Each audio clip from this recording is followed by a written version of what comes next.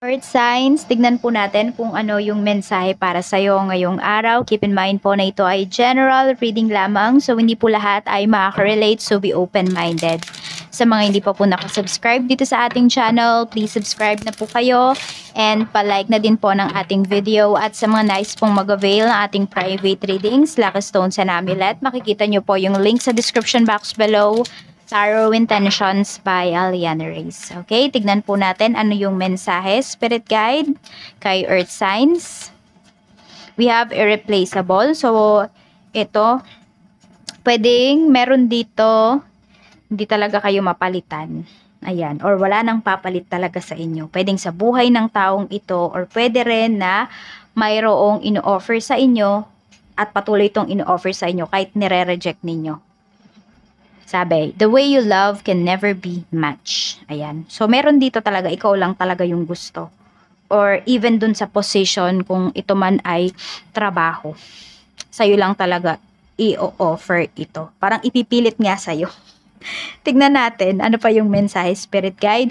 We have unexpected outcome. Things didn't go the way I planned. So, ayan, minsan, Earth Signs, mas maganda talaga pag may mga times hindi naman lagi, na parang hindi ninyo masyadong pinaplano yung mga talagang mangyayari sa life ninyo. Or sabihin natin, ito yung plinano mo ngayong araw, pero may mas magandang ibibigay sa'yo si universe. So parang hindi mo din talaga makokontrol yung mga mangyayari ngayong araw na ito. Diba nga, sabi nga naman talaga, ang makokontrol lang natin is yung ating emosyon or yung ating reaction towards sa mga bagay-bagay na nangyayari sa buhay natin. Pero kasyak ka dito pero ano naman siya, magandang naman, magandang pagkagulat naman yung mararamdaman mo dito. Responsibilities. Mukhang magugulat yung iba sa inyo sa responsibilities. Ito, mukhang may tatanggapin talaga kayo na hamon sa buhay, tapos magugulat kayo. Ganun pala kabigat yung responsibilities noon. So, kunwari, nag-a-apply kayo sa isang trabaho, tignan nyo kung ano ba yung job description para di kayo magulat. Ganun pala yung gagawin ninyo. Kasi baka mamaya mapasubo kayo dito sa isang bagay. Ayan, tignan natin kung ano pa po yung mensahe natin, Spirit Guide. Pero lahat naman kasi mapag-aaralan. I have to take care of my financial and emotional needs. Ayan. So, hindi nyo pa rin talaga pinapabayaan yung inyong sarili. Tignan po natin. So, maging responsable kayo sa pag-aalaga ng inyong emosyon at ng inyong financial. Huwag niyong pababayaan yan. Tignan natin ano pa po yung mensahe, Spirit Guide. Okay, we have try something new. Ayan. So, ito yun, no? Siguro yung ino-offer talaga sa'yo na to, Earth Signs, para talaga sa'yo yan. At hindi mo pa to nasusubukan. Kaya din yung iba may takot kayo dito. Kaya kahit na parang nire-reject nyo na, pinipilit talaga sa inyo. Kasi para sa inyo talaga to. Mukhang makulit si universe. Hindi lang yung taong nagpupumilit na yun yung makulit, kung hindi si universe talaga. Mukhang gusto talaga tong ibigay sa ni universe. Sabi, you'll only know that you can do something if you try. Ayan po. So kung meron kayong gustong baguhin sa life ninyo, try something new. Break some patterns. We have believe in yourself. Ayan, magtiwala kayo sa inyong sarili. Yan naman talaga. Sino pa bang magtitiwala sa sarili natin kung hindi tayo lamang, di ba? Dapat unang-una yan. Diba? Ay, hindi naman, pangalawa siguro. Kasi magtiwala muna kayo kay God, kay universe, and then magtiwala kayo sa inyong sarili. Pets. Yan. Responsibilities. Ayan, yung iba sa inyo, pwedeng wala kayong anak, pero marami kayong alaga. So, ang dami yung responsibilities. Bawal maging tamad ngayong araw na ito dahil marami kayong pinapakain. Earth Signs. Tignan po natin. So, yung iba naman sa inyo, pwedeng wala naman kayong pets. Kung hindi, meron talaga kayong mga anak. Kaya, ayan, bawal maging tamad dahil maraming pinapakain. So, tignan natin. Spirit Guide, ano pa po yung mensahe natin kay Earth Signs? Taurus, Virgo, Capricorn. Tignan po natin ano pa yung mensahe para sa'yo. I hope okay lang po kayo at maraming salamat po sa araw-araw na pagbalik ninyo dito sa aking channel. Yung mga likes and comments po ninyo, sobrang na-appreciate ko po yan. Minsan na nga lang talagang hindi na ako nakapag-reply. Pero as much as possible, parang tinatry ko naman talaga na i-heart yan. Basta nababasa ko yan. Kapag hinart ko yan, binabasa ko yung mga comments ninyo. Kahit minsan sobrang haba. Binabasa ko. Tignan natin kung ano pa po yung mensahe. Earth Signs, pagdating sa sa work. Ayan, tignan po natin. Page of Wands. Okay. So, pwedeng may pinaghahandaan na travel. Ayan po, yan yung pinapakita dito. Ito yung ambience sa work.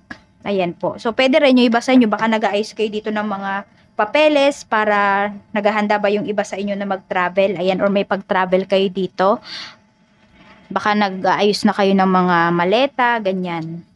Or bumibili yung iba sa inyo ng mga pasalubong. So, meron din ako nakikita dito, pwedeng babalik na sa trabaho. So, parang tapos na yata yung vacation ninyo. Ba't di nyo pa pinaabot ng Pasko? Yung iba sa inyo, alam ko na kung bakit. Natatakot yung iba sa inyo sa gastos. Ayan. So, baka naubos na yung budget ninyo dito. Kaya babalik na yung iba sa inyo. Ayan. Para may panghanda yung family mo sa Christmas. At saka sa New Year.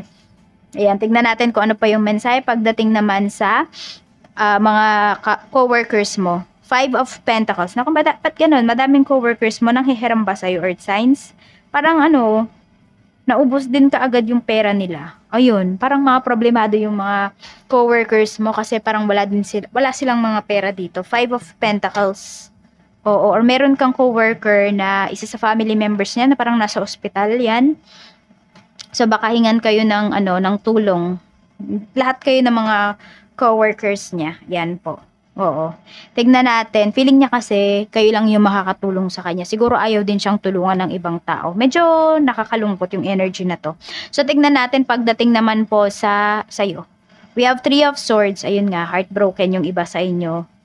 Kasi pwede kasi na yung plans nyo talaga hindi nga nangyari. O yung iba sa inyo na ano nga kayo, nagulat kayo sa responsibilities or nagulat kayo kasi naubos ka agad yung perang uwi po ninyo or dala-dala pala ninyo. Tignan natin. So, ayan, medyo wala kang gana pagdating sa trabaho ngayong araw na ito. Tignan po natin, or yung iba sa inyo, tignan nyo, baka naninikip yung dibdib ninyo, or mabigat yung pakiramdam ninyo, Earth Signs. Tignan po natin pagdating naman sa sales, kung meron po kayong negosyo. King of Cups, ayan. Maganda naman yung energy, kaya lang, ito yung sales mo. Huwag kang magpapautang. Yun yung sinasabi sa'yo ni Universe. Pikit ka na lang. Medyo tigasan mo yung heart mo dito ngayon. Kasi mukhang maraming mangungutang sa'yo, Earth Signs. Ayan. Okay lang sana kung good payer. Or kung mamayang hapon is ibabalik din yung inutang sa'yo. Kaya lang hindi lumilipas siya ng buwan. So, hindi mo napapaikot.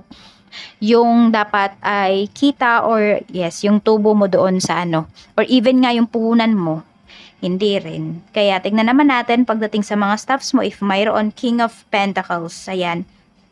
So yung mga staffs mo, nakikita ko dito happy sila sa ginagawa nila at saka tama ka talagang magpasweldo. Baka din naka-receive na sila ng bonus. Ayan. Kung hindi naman, kung wala ka namang staffs, pwedeng ikaw lang din yan, Earth Signs. Ayan, parang nakakota ka na talaga ngayong araw na ito. Tignan po natin pagdating naman sa mga clients mo. We have 5 of Wands. Madaming nag-uunahan dito na clients mo. Limited lang ba yung mga ilan sa mga paninda mo ngayon? Sa mga produkto mo, Earth Signs? Kasi mukhang may mag-aaway pa dito. Siguro yung bigyan mo na lang kung sino yung unang nagpa-reserve, kung reservations man yan, or kung sino yung unang nagbayad. Siyempre, dun mo ibigay. Ayan, mukha kasi may mag-aaway pa dito. Or you're very competitive talaga pagdating sa negosyo mo. Ayan, maganda po. Kasi may mga nag-uunahan pa. Tignan po natin pagdating naman sa pera, overall, temperance, ayan. So, nakaka-recover na po. Ayan, kung meron man kayong mga naging gastusin, ayan, makaka-recover talaga kayo dito. Unti-unti po yan. Kung meron man kayo ditong nawalang pera or na-scam yung iba sa inyo, unti-unti. Huwag niyong bibiglain, okay? Huwag kayo masyadong ma-overwhelm or masyadong magpaka-stress. Mababawi niyo po yan. Hindi lang siguro sa time na gusto ninyo. Ayan, pero magagawa nyo naman ng paraan. Tignan natin pagdating sa mga single. We have Page of Pentacles. Okay, mukhang meron dito. Ayan, meron kayo pinagfofokusan. Yung iba sa inyo, pag-aaral ito. Or meron kayong inaaral na skills ngayon para mapagkakitaan ninyo.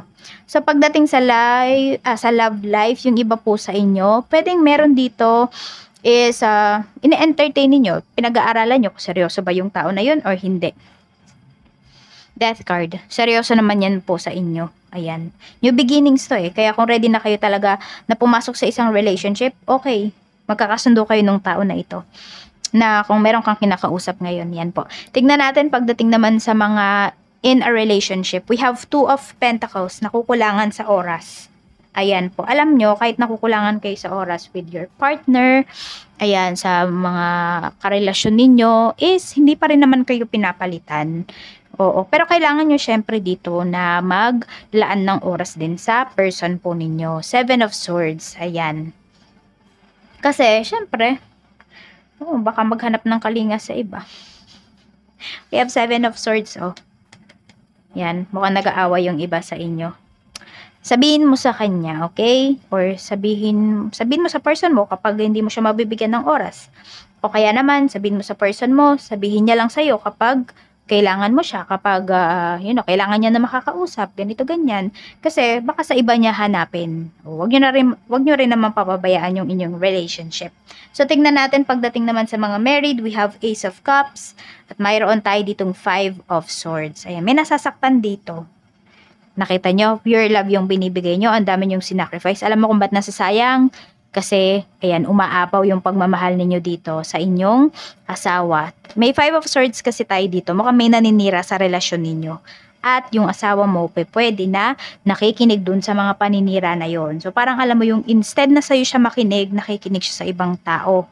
So, alam mo yung nabe-brainwash. May nabe-brainwash dito. Kung hindi ito asawa mo, pwedeng mga anak mo. Four of Swords, ayan. Pero, ayan, may naninira, pero kasi Four of Swords. Ibig sabihin, ngayon naman, kampante pa. Medyo makampante ka pa. Kasi, yes, may mga naninira, pero pwede na hindi yun pinapakinggan. Kaya, mas patibayin nyo yung friendship, yung respeto, and kung ano man yung ano pang kaya nyong patibayin dito sa inyong relationship para hindi po yan madaling matibag ng ibang tao.